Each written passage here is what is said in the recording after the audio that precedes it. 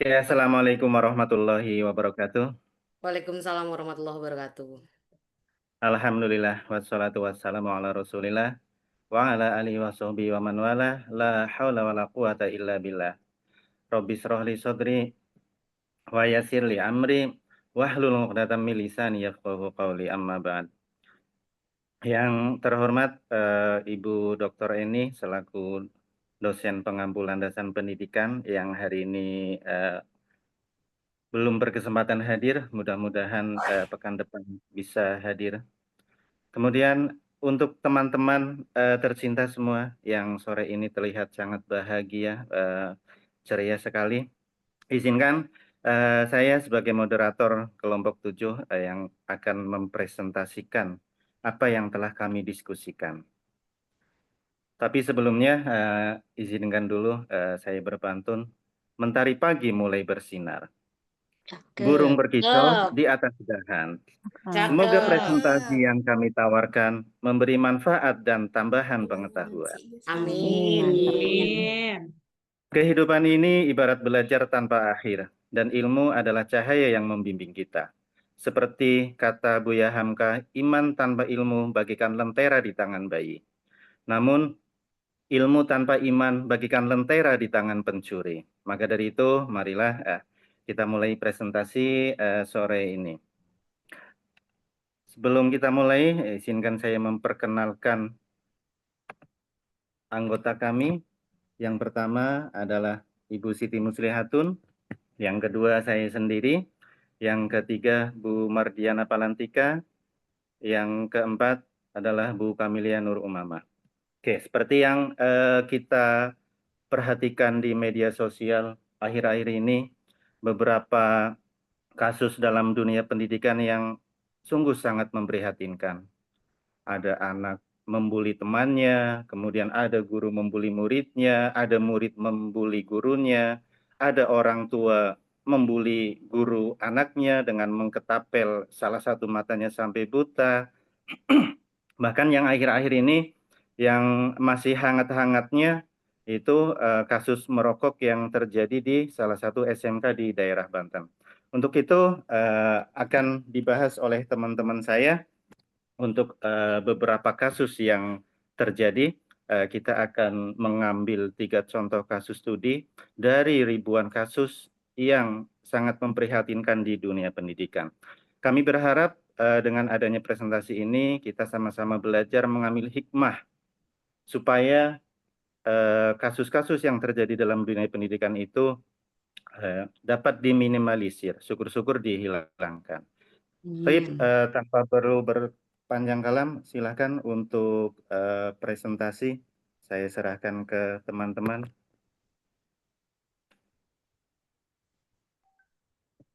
Oke, baik. Yang pertama, untuk materi kita kali ini, saya akan membacakan latar belakang dari pembahasan kita. Latar belakang pendidikan telah disepakati menjadi suatu hal yang pokok dalam suatu bangsa manapun. Indonesia sendiri merupakan negara yang sangat peduli terhadap pelaksanaan pendidikannya. Hal ini tertuang dalam amanat Undang-Undang Dasar 1945 Pasal 31 yang menegaskan bahwa setiap warga negara berhak mendapatkan pendidikan. Namun dalam pelaksanaan proses pembelajaran tentu tidak terlepas dari berbagai tantangan yang dihadapi oleh guru ataupun siswa itu sendiri. Tantangan dalam dunia pendidikan antara lain perundungan, pelecehan seksual, kenakalan remaja, merokok, tawuran, perilaku membolos. Next, Pak. Tujuan penelitian yang pertama, makalah ini bertujuan untuk mendeskripsikan masalah terkait dengan penyimpangan perilaku dalam dunia pendidikan, berdasarkan perspektif landasan yuridis pendidikan, serta menawarkan solusi yang konkret dan adaptif untuk mengatasi masalah tersebut. Landasan pendidikan yuridis itu sendiri menekankan bahwa penyelenggaraan pendidikan terlaksana berdasarkan dasar hukum yang berupa seperangkat perundang-undangan. Landasan yuridis memastikan bahwa setiap peraturan dan kegiatan pendidikan sesuai dengan Undang-Undang Dasar 1945. undang-undang dan peraturan pemerintah guna memastikan setiap warga negara mendapatkan hak untuk memperoleh pendidikan. Kembali ke Pak Teguh. Masih saya. Teori hukum menurut Gustav Redbridge mengemukakan bahwa 3 nilai hukum yaitu keadilan, berarti filosofis, kepastian hukum yuridis, dan kemanfaatan bagi masyarakat sosiologis harus dilaksanakan unsur pokok dalam pendekatan hukum supaya terjalin ketertiban di dalam masyarakat. Untuk mencapai tujuan hukum, prioritas ketiga nilai tersebut harus ditentukan prioritas pertama. Prioritas pertama adalah keadilan hukum, kemudian disusul kemanfaatan hukum, dan terakhir baru kepastian hukum. Terima kasih. Kembali ke Pak Teguh. Oke, silakan bisa dilanjutkan untuk slide berikutnya. Baik, saya akan melanjutkan untuk slide selanjutnya ya Bapak dan Ibu. Teori hukum dari Gustav Rajbut menyatakan hal ini dapat terjadi dikarenakan terkadang hukum untuk mencapai suatu keadilan akan berbenturan dengan kemanfaatan dan kepastian hukum. Demikian juga sebaliknya, kepastian hukum kadang juga dapat mengabaikan keadilan dan kemanfaatan. Jadi sehingga kita bisa menentukan mana prioritas yang lebih dulu diutamakan dari ketiga nilai hukum tersebut. Selanjutnya, Pak. Teori hukum ini adalah keadilan itu diartikan sebagai perlakuan yang adil, tidak memihak, tidak berat sebelah, berpihak kepada yang benar, dan tidak merugikan orang lain, serta memberikan perlakuan yang sama kepada masing-masing pihak sesuai dengan hak yang dimilikinya. Hal ini juga sesuai dengan prinsip equality before the law, yaitu setiap manusia sama dan setara di hadapan hukum. Kemanfaatan berarti hukum harus memberikan manfaat bagi setiap masyarakat yang memerlukannya. Lalu kepastian hukum adalah ketentuan maupun keputusan hakim harus berdasarkan aturan yang jelas, konsisten, teratur, konsekuen, serta terbebas dari pengaruh subjektivitas.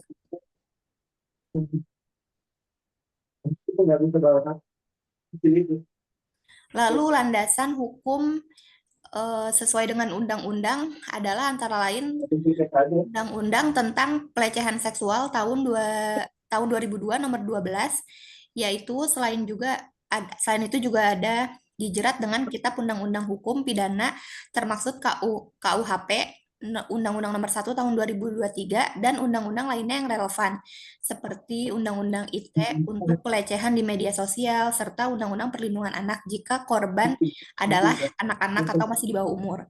Landasan hukum tindak bullying mencakup Undang-Undang Nomor 35 Tahun 2014 tentang perlindungan anak, terutama pasal 76C, Kitab Undang-Undang Hukum Pidana untuk kasus-kasus kekerasan fisik dan verbal seperti penganiayaan, fitnah, serta Undang-Undang Nomor 19 Tahun 2016 dan perubahannya tentang informasi dan transaksi elektronik untuk kasus cyberbullying. Itu kan kapan aslinya jadi 800.000.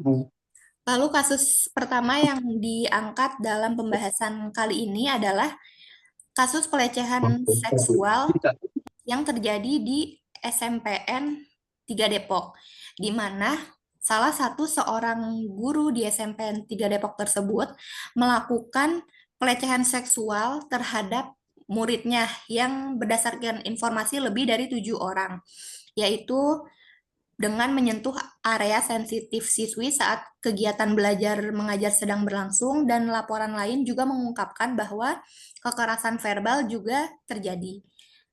Lalu analisis kasusnya adalah saat ini guru tersebut sudah diproses oleh Polres Metro Depok dan korban beserta 1 orang saksi dimintai keterangan. Namun di sisi lain pihak sekolah seenggan malu akan kejadian tersebut. Berdasarkan teori hukum, para korban masih belum mendapatkan keadilan, kemanfaatan, dan kepastian kepastian hukum. Hal ini juga mencerminkan tidak terpenuhinya standar kelayakan sebagai tenaga pendidik sesuai dengan peraturan pemerintah nomor 19 tahun 2005. Lalu studi kasus yang kedua yaitu kekerasan fisik di SMA N1 Cimarga, Banten yang baru-baru ini terjadi, yaitu seorang siswa kedapatan merokok saat kegiatan Jumat bersih sedang berlangsung, sehingga kepala sekolah menegur siswa tersebut, namun dengan diinformasikan adanya kekerasan fisik yang dilakukan oleh kepala sekolah berupa tamparan sebagai bentuk pendisiplinan. Hal ini memicu aksi mogok sekolah dari para siswa sebagai bentuk protes atas perilaku pendisiplinan kepala sekolah yang didasari dengan kekerasan fisik dan verbal. Kepala Sekolah SMA N1 Cimarga kini sudah dilaporkan oleh kedua orang tua korban atas kejadian tersebut pada pihak kepolisian dan Dinas Pendidikan Provinsi Banten, sehingga menyebabkan Kepala Sekolah SMA N1 Cimarga sempat dinonaktifkan sementara. Proses mediasi pun sudah dilakukan dan menghasilkan keputusan perdamaian antar pihak, pencabutan nonaktif kepala sekolah, serta komitmen memperbaiki pembinaan dan komunikasi di lingkungan sekolah. Hal ini sejalan dengan nilai kemanfaatan hukum, yaitu keadilan diperoleh dengan penyelesaian masalah secara kekeluargaan. Jadi, sesuai 3 nilai prioritas yang tadi, kemanfaatan lebih didahulukan dari kepastian hukumnya. Jadi, sempat udah diberikan, sudah dinonaktifkan, kemudian tidak dipindah tugaskan, dan dicabut kembali status nonaktifnya karena takut akan menimbulkan hal yang lebih jauh lagi nantinya. Jadi pihak-pihak yang terkait lebih mementingkan poin kedua, yaitu kemanfaatan hukum.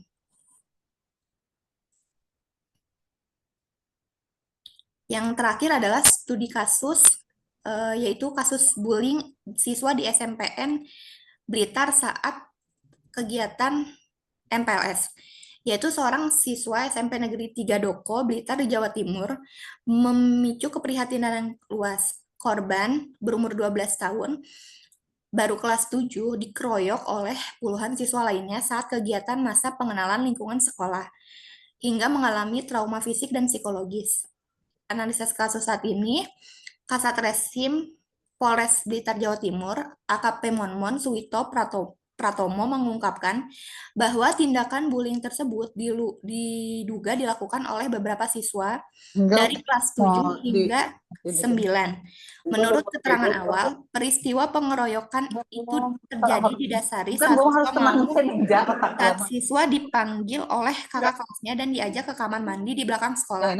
Namun di sana siswa tersebut sudah ditunggu sekitar oleh 20 anak yang lainnya. Aksi bullying itu kemudian berubah menjadi kekerasan fisik.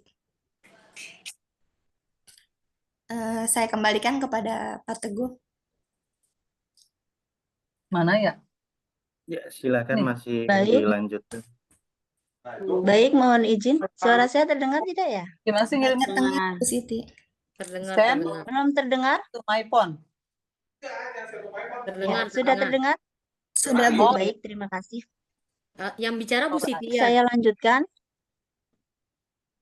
Iya, betul Oh Ibu. iya, berarti Bulia yang ini ya, yang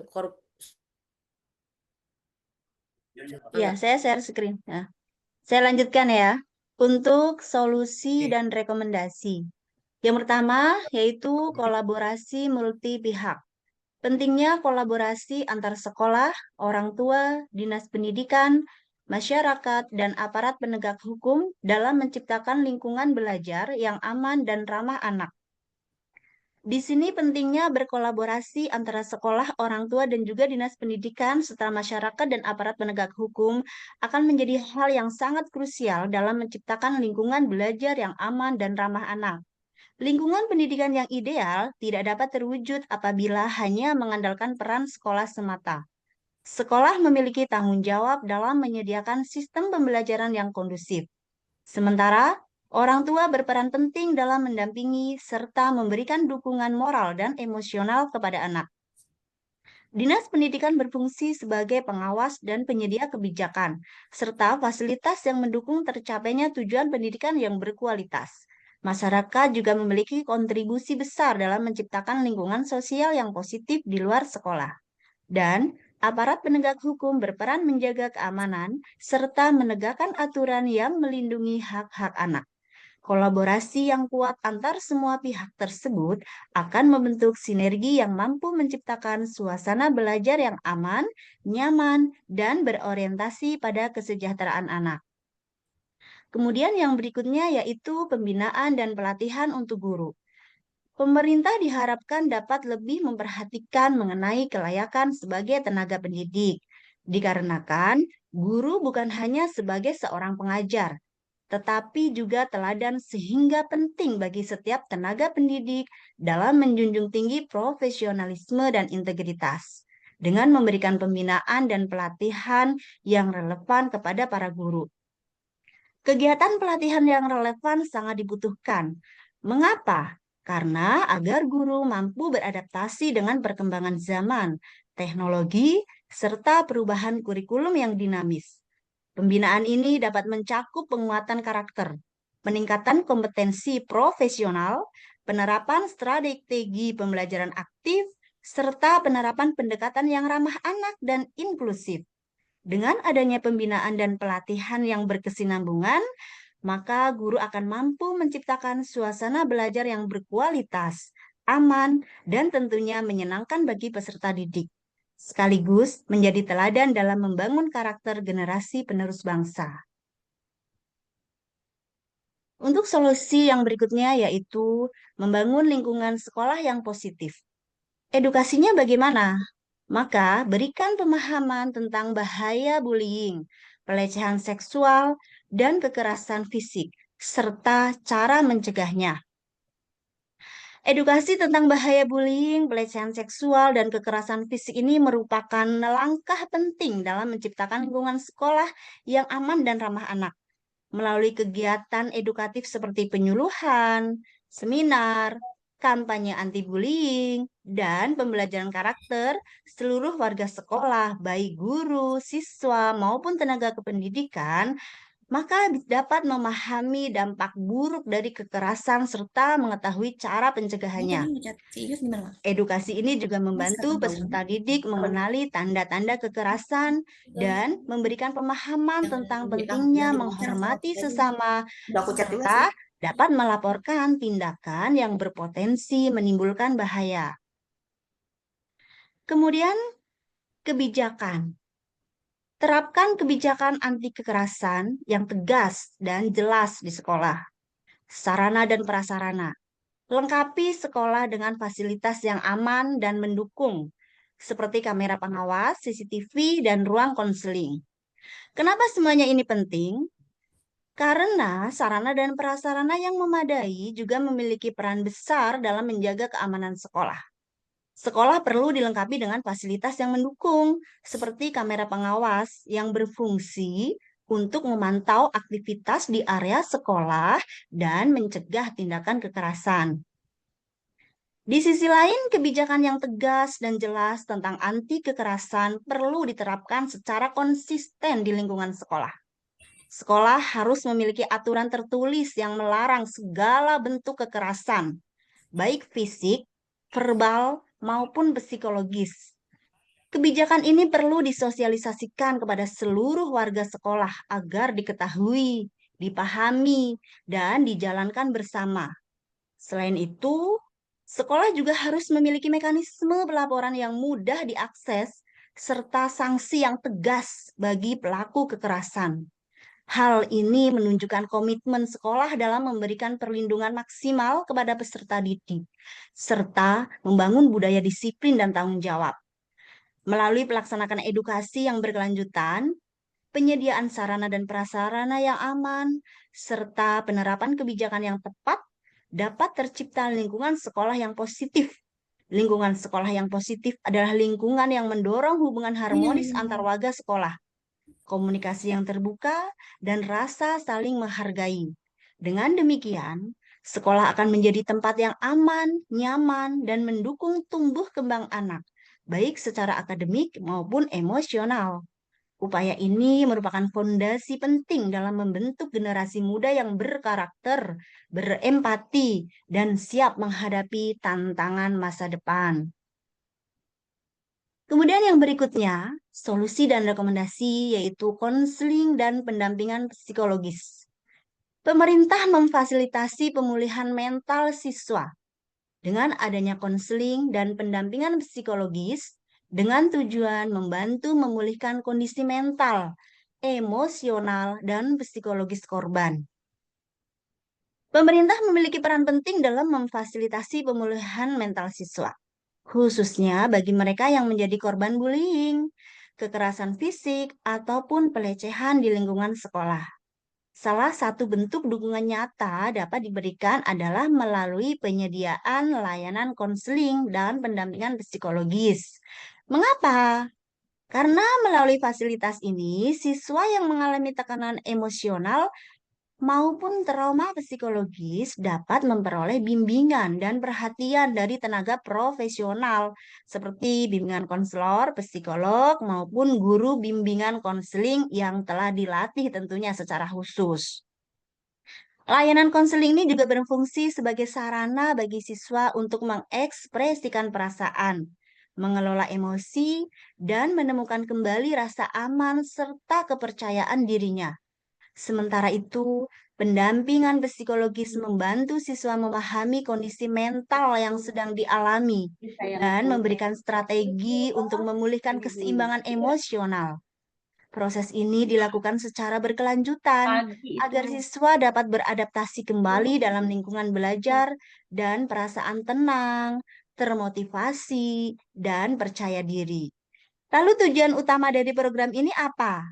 Tentunya untuk membantu memulihkan kondisi mental, emosional, dan psikologis siswa yang terdampak, sehingga mereka dapat kembali berfungsi secara optimal, baik di lingkungan sekolah maupun dalam kehidupan sosialnya. Karena dengan adanya dukungan pemerintah melalui kebijakan dan fasilitas konseling serta pendampingan psikologis ini, diharapkan seluruh satuan pendidikan mampu menciptakan suasana sekolah yang aman, inklusif, dan ramah terhadap anak, serta menumbuhkan kesadaran bersama akan pentingnya kesehatan mental bagi keberhasilan proses belajar dan perkembangan peserta didik. Kemudian kesimpulannya yaitu perilaku penyimpangan dalam dunia pendidikan merupakan salah satu tantangan dalam kegiatan belajar mengajar. Ditinjau dari perspektif yuridis, kedua kasus ini mencerminkan belum terlaksananya kegiatan belajar mengajar yang aman dan ramah anak. Serta penting bagi setiap tenaga pendidik menjunjung tinggi nilai profesionalisme dan integritas dalam bertugas. Solusi yang ditawarkan antara lain mengenai kolaborasi antar pihak berwenang, masyarakat, serta pemerintah memfasilitasi pembinaan dan pelatihan kepada para guru sebagai penunjang dalam menjalankan tugas. Baik, terima kasih. Saya kembalikan kepada Bapak Teguh Iswantoro. Masya Allah, terima kasih teman-teman ibu-ibu semua. Seperti nostalgia mendengarkan ini radio RRI. Baik, untuk sesi berikutnya kami akan buka 2 termin. Termin yang pertama ada 3 pertanyaan, nanti silakan bisa disampaikan. Kemudian termin kedua juga ada 3 pertanyaan. Kemudian untuk teman-teman lain yang di luar kelompok kami jika ingin memberikan penguatan terhadap jawaban kami atau memberikan tambahan nanti dipersilahkan. Silakan untuk kelompok penanya yang pertama.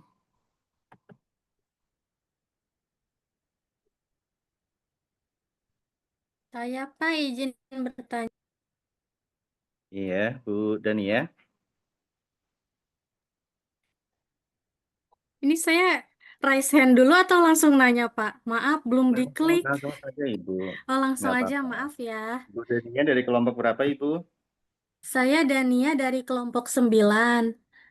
Tadi kan sempat ngebahas terkait kasus bullying, kekerasan fisik, dan lain sebagainya ya Pak ya. Saya ingin Iya. bertanya, apakah dengan adanya kasus kekerasan fisik, bullying itu berpengaruh nggak sih sama prestasi siswa untuk ke depannya? Oke, pertanyaan dari Bu Dania, Udah Pak, berpengaruh cuman nggak ingin nanya buat itu saja. Terima kasih. buat Iya, siap. terhadap Oke, prestasi siswa ke depannya. oke.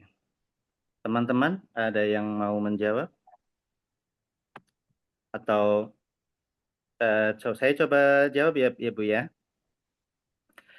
Tentu korban bullying itu bisa menurun prestasinya Ibu. Kenapa? Karena yang pertama, korban itu sering merasa takut, cemas, bahkan tertekan setiap kali datang ke sekolah.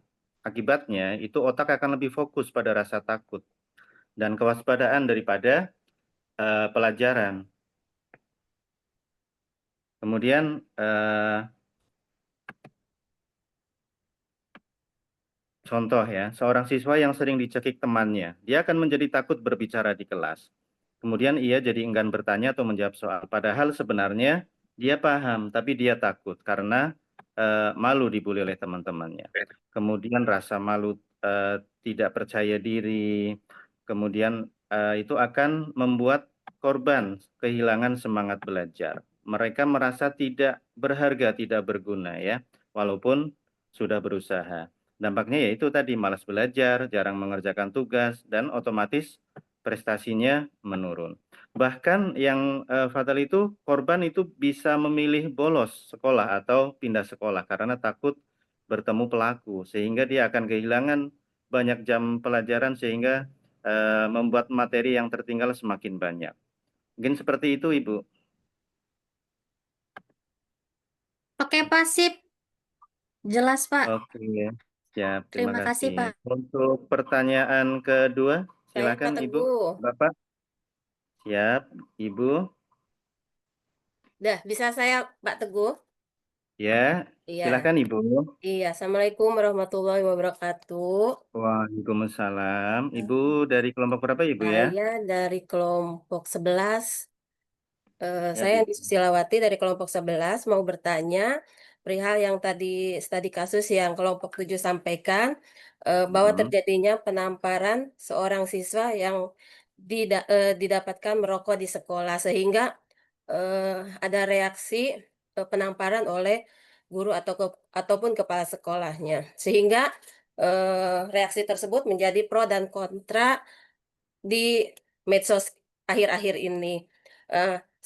Pertanyaan saya, bagaimana seharusnya sekolah memberikan sanksi atau pembinaan terhadap siswa tersebut yang ketahuan merokok di sekolah? Bagaimana menurut teman-teman kelompok 7 baik ataupun teman-teman yang lain? Terima kasih. Oke, pertanyaan dari Ibu, bagaimana seharusnya sekolah Sekolah, memberikan sanksi atau pembinaan terhadap siswa yang ketahuan merokok di sekolah? Seperti itu ya, Bu iya, ya? betul Pak. Oke. Oh ya, maaf Ibu, pertanyaan kami tampung dulu ya. Tadi Catat Bu dulu ya. Dania. Ya, siap. Untuk pertanyaan ketiga silakan Ibu, Iya. Iya, Bapak. saya Pak mau izin bertanya. Ya, silakan Ibu. Saya ini dari kelompok 11 ingin bertanya. Tadi dijelaskan ada 3 nilai hukum ya yang terdiri dari filosofis, yuridis, dan sosiologis. Nah, bagaimana prioritas 3 nilai hukum tersebut sesuai dengan teori yang menjelaskan kasus yang kelompok Bapak Ibu pilih tadi? Mohon untuk dijelaskan. Terima kasih. Pertanyaannya, bagaimana prioritas 3 nilai hukum itu sesuai dengan teori menjelaskan kasus seperti itu ya, Bu ya? Ya, betul, Pak. Ya. Oke, karena sudah 3 pertanyaan, saya serahkan kepada teman-teman kelompok kami, Bu Siti, Bu Mardiana, ataupun Bu Kamilia untuk menjawabnya. Ya, saya menjawab pertanyaan yang dari Bu Heni ya, Bu Heni ya. Iya, Punten. siap. Tadi mengenai bagaimana seharusnya sekolah memberikan sanksi atau pembinaan kepada siswa yang ketahuan merokok di sekolah. Iya, Ini betul. kasus sedang marak Iya. sekali kemarin, tapi terjadinya miskomunikasi dan tanggapannya terlalu cepat mengambil keputusan, mungkin seperti itu ya Bu ya. Iya. Jadi ketika kasus itu sampai ke gubernur ya, terus Iya. langsung menonaktifkan, langsung seperti ini, seperti itu, sebenarnya ada prosedurnya. Mungkin dari pendapat kelompok kami, coba kami akan sampaikan mengenai langkah yang pertama yang harus dilakukan, yaitu memberikan peneguran terhadap siswa tersebut dan mengadakan pembinaan secara langsung. Jadi, peneguran dan melakukan pembinaan itu dari wali kelas, dari BK, kita lakukan seperti itu ya, Bu, ya. Lalu yang kedua, adanya pemanggilan orang tua. Kita kasih tahu saja kepada orang tua kalau memang siswa itu melakukan merokok. Jadi tidak langsung kita tangani di tempat secara langsung gitu. Yang ketiga, ada kegiatan konseling. Jadi, kita, di BK itu kalau udah sama orang tua berarti kita harus melakukan pendekatan lagi dengan BK. Berikutnya ada sanksi secara bertahap mungkin kalau memang dilakukan lagi dia merokok kembali gitu. Dan yang terakhir, kalau memang dia masih merokok juga, itu harus kita tadi sudah dibahas di akhir ada solusi, kita melibatkan semua pihak. Kalau perlu nanti ending-nya kayak di Gubernur, Jawa Barat, dibarak aja. Jadi seperti itu. Mudah-mudahan Ibu bisa menerima atau teman-teman yang lain ada yang mau menambahkan. Terima kasih Pak Teguh dan Bu Heni, mungkin Iya. Terima bisa kasih, Bu. dimengerti atau seperti apa? Iya, cukup, Ya. Bu. Dari kelompok lain mungkin ada yang mau menambahkan, dipersilahkan. Atau sudah cukup? Bapak Ibu dari kelompok lain jika ada yang ingin menambahkan, sangat boleh. Bu Eha, Pak, Resen. Oh, Bu Eha. Izin menambahkan ya, bukan menambahkan sih, tapi minta apa ya, tips aja dan solusi dari teman-teman gitu. Memang ini kan kasus ini kan tadi sudah bagus yang disampaikan oleh kelompok 7 ya. Jadi untuk si yang merokok ini memang harus ada tahapan-tahapannya. Tapi yang saya rasakan ini kan kasus ini tuh di Cimarga, kebetulan ini satu kabupaten dengan saya dan itu pun dekat ya dengan tempat saya ngajar. Yang saya rasakan untuk anak-anak ini yang sekarang itu kenapa ya mentalnya memang beda ya dengan Gen Z ini beda ya dengan mental kita sekarang yang mental anak-anak sekarang tuh beda sekali dengan zaman dulu gitu kan. Kalau sekarang di ini sedikit aja sudah ngadu ke orang tua gitu kan. Nah, tadi solusi yang diberikan sudah bagus, tapi saya gimana ya caranya biar kok jadi pertanyaan lagi nggak apa-apa ya? Nggak apa-apa, Nggak Bu. apa-apa, Bu. Lanjut, Sharing lanjut. aja, Iya, membuat mental anak tuh lebih apa ya, lebih kuat gitu untuk yang Gen Z khususnya ya. Gitu, mungkin itu. Terima kasih. Silakan, Bapak Ibu, Ya, mungkin ada yang mau mungkin menambahkan? tadi Bu apa? Bu Eha. Boleh Eha. izin menambahkan? Oh iya, silakan Bu Siti. Baik, terima kasih pertanyaan dari Ibu Eha Solihat sangat luar biasa ya. Memang karena generasi Z ini kan lahir sekitar tahun 97 sampai 2012 ya. Mereka itu tumbuh di era digital dan serba cepat. Maka tantangan yang mereka hadapi sangat berbeda dari generasi-generasi sebelumnya. Maka bagaimana sih caranya ya supaya mereka tumbuh lebih kuat, baik secara mental maupun emosional, secara sosial dan spiritualnya. Maka mungkin beberapa tips dari saya pribadi ini ya, mudah-mudahan nanti teman yang lain bisa menambahkan. Kalau saya yang pertama, bangun kekuatan mental. Maksudnya apa? Tujuannya apa? Kenapa harus dibangun kekuatan mental itu? Karena agar anak itu tidak mudah stres, cemas, ataupun menyerah.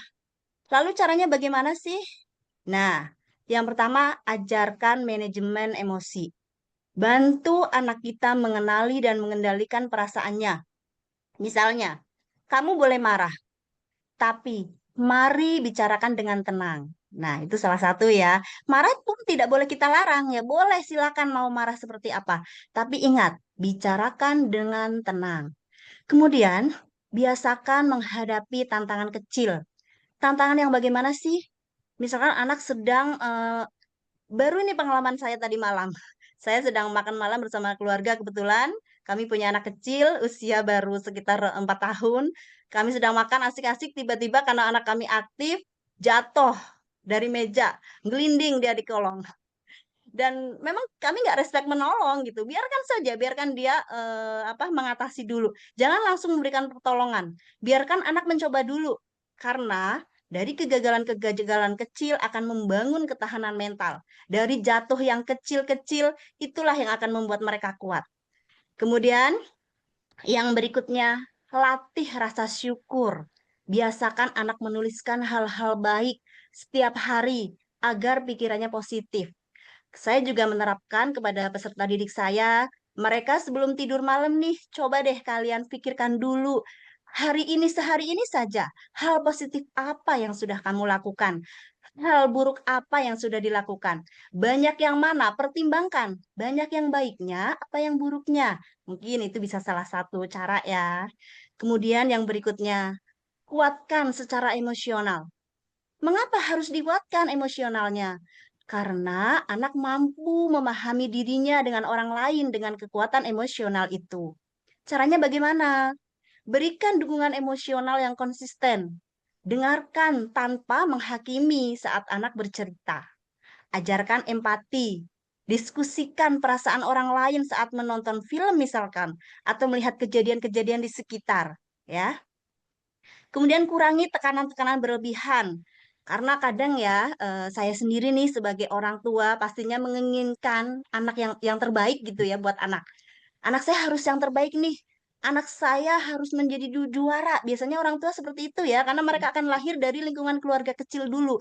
Nah, hal-hal yang seperti ini, tanpa kita sadari sebagai orang tua, mental anak justru akan tertekan dengan tuntutan-tuntutan yang nilai dan prestasinya harus yang maksimal. Sementara kan kemampuan anak berbeda-beda. Nah, itu. Kemudian yang ketiga, kuatkan dalam diri mereka karakter dan moral. Karena agar anak ini tidak mudah terpengaruh oleh lingkungan-lingkungan yang negatif. Dengan moral mereka yang kuat, insya Allah mereka tidak akan mudah. Mereka punya pondasi yang kuat. Bagaimana caranya? Tanamkan nilai kejujuran, tanggung jawab, dan disiplin sejak dini. Insya Allah Bapak Ibu hebat di sini pasti udah paham. Kemudian, jadikan diri orang tua atau guru sebagai teladan. Jadi harus kitanya dulu nih. Kadang kan kita ya sebagai orang tua ini juga pengalaman saya sendiri nih. Kadang kita pinter banget ngomongin ke anak. Hei nak, belajar. Belajar. Tapi ibunya sendiri sibuk scroll TikTok. Parahnya lagi mungkin sibuk scroll orange ya, sibuk belanja gitu ya. Itu pengalaman saya. Sementara kita nyuruh anak belajar, belajar, belajar. Tapi kita sebagai ibu, sebagai bunda, bukan mendampingi mereka belajar. Malah kita nyuruhnya aja sambil main HP, sambil scroll-scroll yang nggak penting. Nah, itu di situ ya. Maka penting banget jadi kita harus jadi teladan dulu nih. Oh, anak kita disuruh belajar, bolehlah kita dampingin. Kalau perlu kita belajar bareng ya, Nak. Nah, itu akan lebih luar biasa ya. Kemudian mungkin yang terakhir, libatkan anak dalam kegiatan sosial atau gotong royong dengan cara menimbulkan empati. Misal ya, kita sedang berjalan, jalan-jalan sama keluarga. Oh, misal ada tukang minta-minta, ada pengamen. Ajarkan kita dia untuk memberi sedikit rezeki kita. Insya Allah dengan cara-cara seperti itu, maka mental mereka juga akan kuat, mereka juga tidak akan mudah terpengaruh. Mungkin itu saja tambahan dari saya. Terima kasih. Mohon maaf jika ada kekurangannya.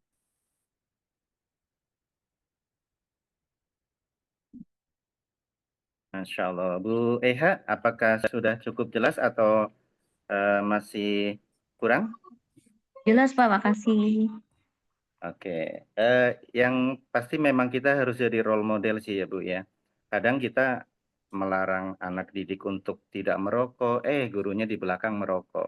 Dan itu pernah saya alami saya sendiri gitu. Tapi kalau saya dulu punya prinsip, dulu saya perokok aktif, sekarang alhamdulillah sudah 2017 lah saya berhenti total dan benar-benar total dan sangat menjauhi. Dulu ketika saya mau berangkat sekolah, saya tuh merokok dulu. Tapi saya pakai tangan kiri. Kenapa? Karena supaya nanti anak salaman tidak bau gitu kan tangannya. Tapi anak masih mengendus juga. Artinya saya tidak mau menampakkan keburukan saya di depan mereka gitu loh. Tapi lama-kelamaan saya sadari, ya Allah, saya cuma ngomong mereka. Ini loh, no, bahaya rokok, ini segala macam. Tapi saya masih tetap melakukan. Nah, itulah yang salah satu alasan membuat saya untuk berhenti total seperti itu. Jadi guru itu sebagai role model ya untuk semuanya dalam hal kebaikan seperti itu. Baik, untuk penanya berikutnya. Baik, saya akan mencoba menjawab pertanyaan dari Ibu Dini ya, mengenai prioritas 3 nilai tersebut dari kasus yang kelompok 7 angkat. Berkaitan dengan kasus yang merokok tadi ya, Ibu Bapak di SMA N1 Cimarga, di mana kan hal itu menuai pro dan kontra, di mana kalau yang pro itu mengatakan kalau misalnya anak udah di sekolah, berarti itu orang tuanya di sekolah adalah guru-guru mereka, dan sudah menjadi tanggung jawab kepala sekolah dan beserta guru-guru untuk mendidik dan mendisiplinkan anak-anak murid. Namun untuk yang kontranya, ada yang mengatakan ingin kepala sekolahnya itu minta dilengserkan, dinonaktifkan, atau bahkan dimutasi. Jadi kalau menurut dengan teori Gustav Radbruch ini, berdasarkan 3 poin tersebut, dikatakan tadi, hukum untuk mencapai suatu keadilan kadang berbenturan dengan kemanfaatannya dan kepastian hukum. Begitu pula dengan sebaliknya, kepastian hukum kadang juga dapat mengabaikan keadilan dan kemanfaatan. Hal ini dikaitkan seperti jika memang kepala sekolah tersebut dilengserkan, itu akan kemanfaatannya itu akan terabaikan. Jadi sesuai tuntutan banyak pihak ingin melengsarkan kepala sekolah tersebut atas tindakannya tersebut, justru kemanfaatannya itu terabaikan dengan adanya suasana sekolah yang tidak kondusif, jadi menghambat proses belajar mengajar anak-anak di sekolah tersebut seperti itu. Jadi pihak sekolah dan pihak berwenang lainnya mencabut status nonaktif kepala sekolah tersebut untuk memenuhi nilai manfaatnya terlebih dahulu, mendahulukan nilai manfaatnya, yaitu agar kegiatan proses belajar mengajar tetap berlangsung dengan semestinya seperti itu Bapak Ibu. Boleh Bapak dan Ibu jika ada yang ingin menambahkan mengenai pendapatnya terhadap kasus ini, silahkan. Apakah Ibu, mohon maaf tadi siapa lupa saya namanya. Apakah sudah Bu cukup Dini. jelas Ibu? Jawaban dari Iya kelompok Pak, kami. sudah terima kasih. Oke, terima kasih.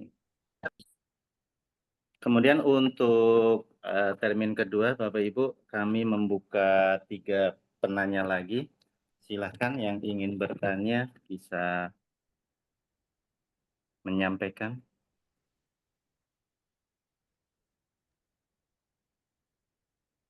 Saya Izin, Pak, Kak. Iya Pak. Ibu. Bu Tita, Iya Pak. ya, Bu siap. Tita. Ya, saya Tita dari kelompok 11. Tadi kan dibahas tentang masalah pembulian ya Pak ya. Iya. Yang ingin saya tanyakan, apakah peran utama yang harus dilakukan oleh pihak sekolah dan orang tua dalam mencegah dan menangani kasus pembulian tersebut, Pak? Ya, terima kasih, Pak. Oke. Baik Ibu, pertanyaan sudah kami tangkap. Apakah peran utama yang harus dilakukan oleh pihak sekolah dan orang tua Orang dalam tua, mencegah iya. pembulian tersebut? Oke, kami tampung dulu ya Ibu ya. Iya, Pak. Baik, dari teman-teman yang lain yang ingin mengajukan pertanyaan, silakan. Saya Pak izin tanya. Siap Ibu. Iya Ibu. Iya, mau tanya tentang tadi kan sudah bullying ya, tentang pelecehan seksual yang tadi juga studi kasusnya sudah disampaikan oleh kelompok penyaji. Nah, terkait kasus pelecehan seksual ini, kenapa masih ada gitu, Mas? Kenapa masih ada kasus pelecehan seksual yang terjadi di lingkungan sekolah yang seharusnya menjadi tempat yang aman buat eh, anak-anak gitu, buat siswa-siswi. Kan katanya sekolah itu disebut rumah kedua bagi siswa-siswi gitu, Pak. Oke, oke, Jelaskan oke. ya Siap, pertanyaannya. siap, siap. Sudah kami tangkap ya Bu ya, mengapa kasus pelecehan seksual bisa terjadi di lingkungan sekolah yang seharusnya sekolah itu menjadi tempat yang aman ya buat siswa dan siswinya. Baik, satu lagi Ibu, barangkali masih ada? Cukup, Pak, itu juga belum dijawab. Betul. Cukup dulu mungkin ya. Jawab dulu Bu Siti. Mau Bu dijawab dulu Lesti mau Ibu? apa nih? Bu Iya nggak Ketua apa-apa, mau? jawab dulu punya temen. Iya, Jawab aja dulu. oke. Bu Siti dulu. Boleh, boleh, boleh. Boleh izin menjawab kembali ya, Bapak Ibu. Tadi pertanyaannya, mohon maaf Pak Teguh, bisa diulang? Yang pertama, apakah peran utama yang harus dilakukan oleh pihak sekolah dan orang tua dalam mencegah dan menangani kasus pembulian? Oke, baik, terima kasih. Pertanyaan yang sangat luar biasa ya. Mungkin kalau ini masuk ke solusi tadi ya, sedikit sudah diperjelas, saya akan memperjelas lagi. Jadi, peran sekolah dan orang tua dalam mencegah dan menangani pembulian. Maka penanganan pembulian ini menuntut pendekatan multilevel tentunya ya, dari hukum, budaya, sekolah, pendidikan karakter, dukungan psikososial, dan kolaborasi terutama antar sekolah, keluarga, dan komunitas tentunya. Peran ini masing-masing berpihak harus sinergis agar pencegahan dan pemulihan efektif. Yang pertama, peran sekolah. Sekolah tentu harus membuat kebijakan yang tegas dan dengan sistem pelaporan yang tegas juga. Sekolah harus memiliki kebijakan anti-bullying yang jelas, ya, prosedur pelaporannya juga harus jelas dan konsekuensi proporsional serta mendidik. Kemudian sekolah harus menciptakan budaya sekolah yang positif. Ini bisa dilakukan dengan membangun iklim sekolah yang aman dan inklusif, penting untuk mencegah pembulian. Kemudian pelatihan guru dan staf juga perlu. Guru perlu dilatih mengenali tanda-tanda pembulian. Karena mungkin kadang dari gurunya sendiri pun belum paham. Kadang kita juga kadang dilaporin ya, Ibu, saya nih kalau anak-anak saya ya di sini nih. Saya suka dikatain sama orang tua saya. Kadang ada loh beberapa guru yang hanya oh. Nah, dengan kata oh saja tanpa ada tindakan berikutnya mungkin itu justru guru juga akan anak mau kecewa kan, harusnya guru tidak hanya oh dong, harusnya ada respon yang lebih, mungkin itu kan pembulian secara verbal. Nah kemudian yang berikutnya harus ada teknik mediasi konflik juga di sini. Kemudian sekolah juga harus memberikan pelayanan konseling dan pemulihan tadi ya sudah sedikit saya jelaskan. Sekolah misalkan menyediakan konselor atau psikolog yang dapat memberikan intervensi psikologis. Kemudian pengawasan yang efektif juga penting. Dengan misalkan menata ruang-ruang yang rawan tadi ya dengan penambahan-penambahan CCTV atau misalkan di lorong-lorong itu khususnya di tempat-tempat yang rawan ya biasanya misal kayak di jalan-jalan menuju ke toilet itu rawan. Karena itu di titik-titik tertentu itu bisa menambahkan pengawasan supaya dapat mencegah insiden pembulian ini. Kemudian yang berikutnya, bagaimana peran orang tua? Tentunya orang tua harus membangun komunikasi yang terbuka, ya. Orang tua itu sendiri harus menciptakan suasana di rumah di mana anak merasa aman. Itu dulu kuncinya. Aman dulu di rumah. Nah, karena anak sudah aman, sudah nyaman, maka untuk berbagi pengalaman pun mereka juga tidak akan takut dimarahi. Kemudian menanamkan nilai dan contoh perilaku. Tadi ya, orang tua bisa sebagai model utama dalam membentuk karakter anak. Bekerja sama dengan sekolah. Orang tua harus bisa bekerja sama dengan baik. Supaya apa? Supaya ketika ada insiden, orang tua harus dapat berkolaborasi secara bijaksana tentunya. Kemudian orang tua juga harus mengawasi nih pergaulan dan aktivitas anak-anak ketika di luar sekolah. Orang tua harus memantau dengan siapa anak-anak mereka bergaul, bagaimana mereka pergaulannya, bagaimana penggunaan media sosial mereka, karena sekarang sangat berbahaya ya dari medsos-medsos itu. Kemudian orang tua juga bisa memberikan dukungan yang baik secara emosional dan memberikan akses bantuan profesional juga. Maksudnya apa? Jika anak menjadi korban, maka dukungan emosional dan bantuan psikologis ini sangat penting untuk pemulihan.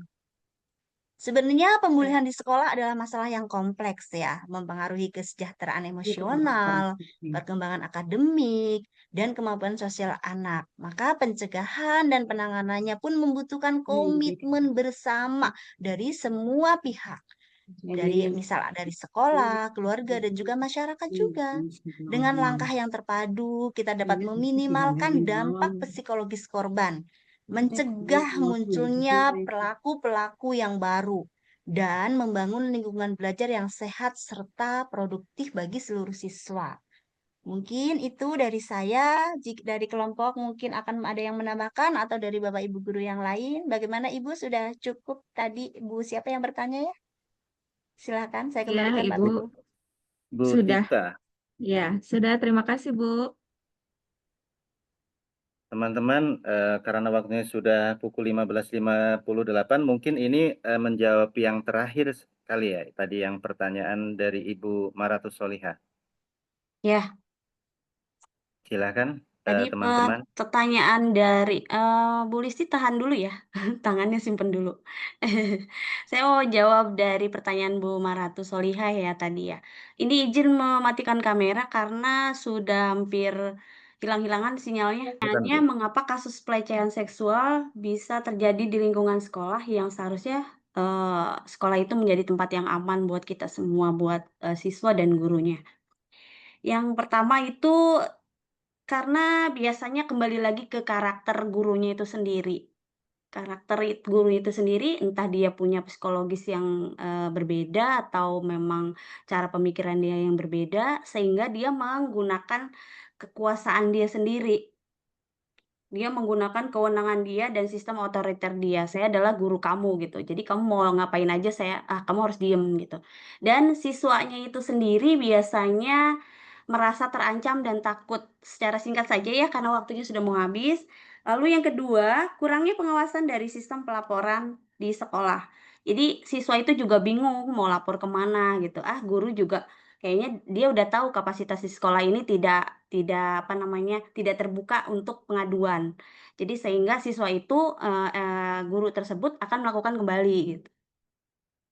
Yang ketiga, budaya diam. Jadi takut untuk melapor, baik ke orang tua, baik ke temannya, apalagi ke guru yang ada di sekolah. Bahkan kadang-kadang kalau dia mau ngadu, biasanya disalahin juga.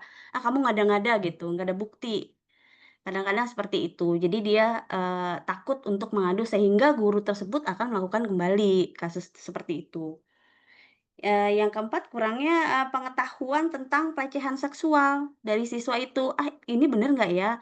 Kalau saya dibilang begini, ini pelecehan seksual nggak ya? Sehingga kalau udah mulai dikata-katain secara verbal tapi siswanya diem, biasanya guru mengambil tindakan dengan fisik. Tuh, jadi harus kita memang guru sesekali ya kasih tahu bahwa pelecehan seksual itu bukan hanya fisik saja, tapi verbal juga bisa. Itu aja dulu ya sementara jawabannya. Saya kembalikan ke moderator. Terima kasih teman-teman atas jawabannya. Tadi Bu Listi ada apa Ibu? Bu Maratusnya gimana? Puas ya Bu ya? Iya. Sudah cukup Bu, Jawabannya. terima kasih. Terima kasih Bu. Ya bagaimana Bu Listi? Bu Oh Ketua? iya, siap. Boleh saya pertanyaan. Sederhana sih, Pak. Yes. Oke, saya tertarik dengan pernyataan Pak Teguh yang tadi berbicara guru itu adalah role model, ya kan? Ini penasaran aja sih bagaimana cara Bapak bisa, ini lebih ke Pak Teguh sih, karena Ya, di Pak Teguh aja sekolah jawab. saya ada rekan yang agak sulit ya untuk berhenti merokok dengan cara baik maupun dengan cara yang ya kita harus baku hantam kasarnya begitu kan. Oke. Untuk berhenti merokok gitu.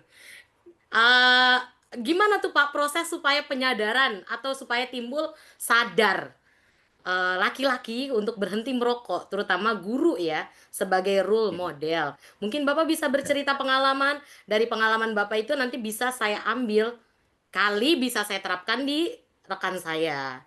Seperti itu. Berarti ini untuk saya ya Bu ya? Iya, nggak Oke, apa-apa ya Pak ya. siap. Oke, nggak Kan yang apa-apa. laki-laki Bapak ya. Nggak apa-apa. Yang pertama gini Bu, yang pertama, hidayah itu tidak datang tiba-tiba. Hidayah itu perlu dijemput. Itu yang pertama. Yang kedua, berpikir rasional. Ketika saya merokok, waktu dulu itu saya merokok jarum super itu, satu bungkus itu sehari habis dan harganya 17.000. Seandainya saya makan bareng dengan anak istri saya, 1 minggu saja ada dikumpulkan makan dengan anak istri saya. Betapa bahagianya kami sekeluarga, gitu kan? Banyak orang yang merokok, tapi ketika istrinya minta duit, udah deh masak mie instan aja, nggak ada lauk, nggak ada sayur, gitu kan? Nah, di situ timbul pemikiran, oh, saya tuh ternyata egois sekali ya. Saya harus mementingkan kepuasan saya sendiri, sementara anak istri saya tidak bahagia seperti itu. Yang berikutnya tentunya apa Bu? Saya itu dapat hidayah dari kajian gitu loh, bahwa rokok itu haram, walaupun ini masih jadi perdebatan. Kenapa? Ya karena memang sudah jelas pemerintah saja menulis merokok membunuhmu gitu loh. Jadi dari kesimpulan itu saya ngambil kesimpulan ya jelas haram gitu loh. Karena pertama tindakan bunuh diri itu udah pasti haram, gitu kan. Kemudian zat-zat racunnya dalam dunia kesehatan mengandung dari 70 zat racun yang sangat berbahaya. Walaupun sampai saat ini masih dipertahankan, kenapa ya? Karena perang apalah itulah Bu ya, perang kepentingan gitu kan. Nah itu sih Bu. Kemudian yang berikutnya ketika berhenti merokok, jangan pernah bergaul sama perokok. Ya minimal sebulan, 2 bulan, 3 bulan. Kenapa? Karena kalau kita tidak kuat mental, ya kembali lagi. Contoh, waktu itu saya sama OB-OB di sekolah tuh. Bahkan OB-OB sekolah saya beliin tuh. Setiap beberapa minggu saya beliin tuh, saya traktir. Ketika saya ke situ, ya elah, no banci aja pada ngerokok gitu kan.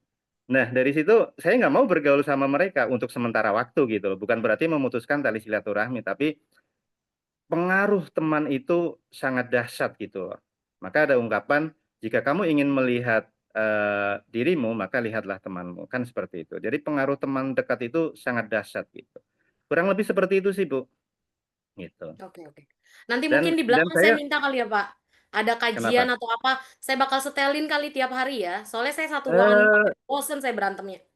Ibu bikin ini aja, bikin status atau bikin apa tuh?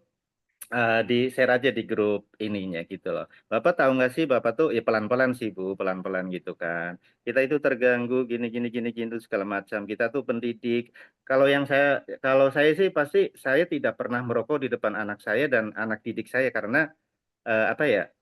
Ya jadi panutan aja gitu loh. Dan saya merasa jadi yang munafik gitu loh. Saya menekankan kepada anak didik jangan merokok. Nah, ini bahaya kesehatan ini segala macam. Tapi saya sendiri di belakang seperti itu. Itu yang membuat saya tersadar dari ketidaksadaran saya itu, Bu. Oke. Jadi Ntar di dengerin belakang kita maksudnya berbincang gitu. lebih banyak lagi ya Pak ya. Siap. Oke, soalnya saya harus tahu pemikiran laki-laki untuk menghentikan laki-laki merokok. Bosen saya Pak. Oke. Terima kasih. Siap. Baik teman-teman, karena waktunya sudah cukup, sudah habis, maka dapat saya simpulkan bahwa perilaku penyimpangan dalam dunia pendidikan, baik itu kekerasan seksual, bullying, ataupun kenakalan remaja yang lainnya, itu adalah tugas kita bersama. Jadi kita harus menangani itu ditinjau dari beberapa perspektif, kita tidak harus langsung menghakimi. Kemudian ada beberapa solusi yang ditawarkan, yaitu kolaborasi antar pihak berwenang, kolaborasi dengan orang tua, masyarakat, serta pemerintah yang memfasilitasi pembinaan baik kepada tenaga pendidik maupun kepada pendidiknya.